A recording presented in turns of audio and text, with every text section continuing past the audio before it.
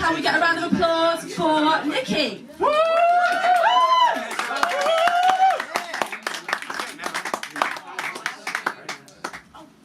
So I actually wrote both these poems as a teenager, so they don't totally relate to who I am now. But yeah, Werner asked me to read them sort of as a document of that time.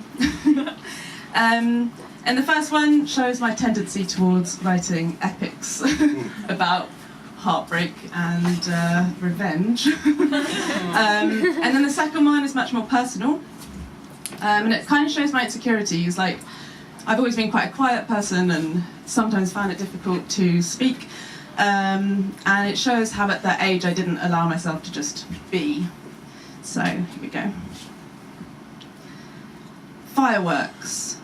Among the crimson seats, slippery in her love-torn heaving brain, fireworks bright, hot, hot, hot strain, thrusting, plunging, on repeat.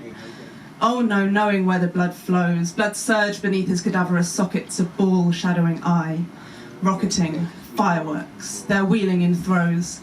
Catherine reeling into Emil flings, herself she drives. Inside, his bracken nerves cut up by knives until a flower springs.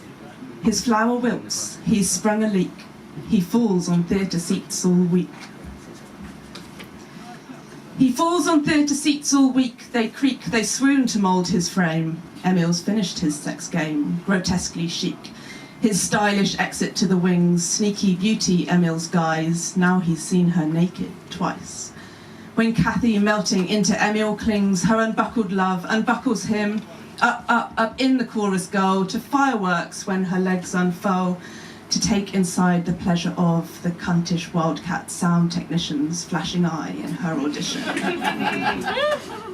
Flashing eye in her audition, Cathy relishes being of all the prettiest girl there in the hall, does wonders to her dance rendition. Outside, the trees, like lions, climbing, clawing up into the sky, leaves red explode when sucking dry, plucking up, down, round in breeze, upside down trees in the river, pounce lower, reflect, bounce and grope, autumn giving Cathy hope.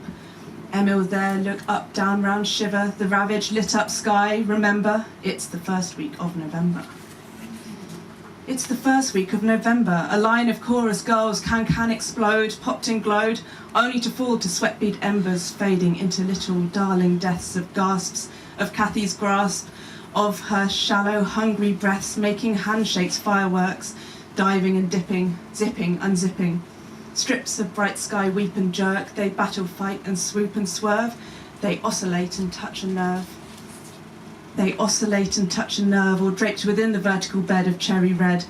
A fold of curtain hugs a curve, a loose thread sucking mouth, not Cathy's fraying edge, body parts wedge, not Cathy sighs a lot. Pyra thoughts fill Emil's head, not there nor then, but back to when. Fire from the night sky bled, and from not Cathy disengage, erupting on the ebon stage.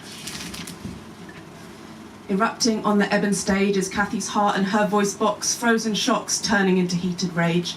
Still November airs come shattering down with yells and loudly screamings of farewells, but even so the noise can't drown a feeling in the teenage gut of collapse and smoking ruin. Emil's doing, with face indifferent, eyes half shut. It's time, she knows, to begin the final show. To begin the final show, splash curtains and ignite a match, let red drapes catch, spit-licking flames to comfort her, to comfort him he shudders, the unsolid walls come up, and when he's done, down, and down, when all in one they fall, live wire downstage with blaze and bloom. Cathy watches as it pulses, Emil convulses, blaze to the auditorium, as feverishly the fireworks eat, fireworks among the crimson seats.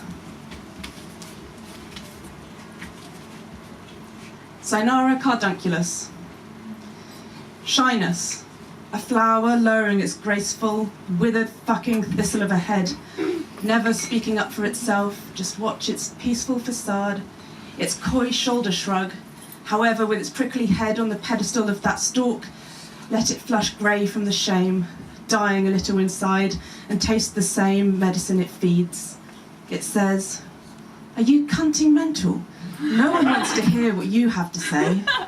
And words would dry up in my mouth, as its red prickles are rolled inside my cheeks, and they let on I've fucked up.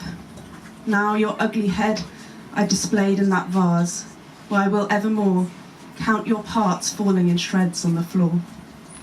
Thank you.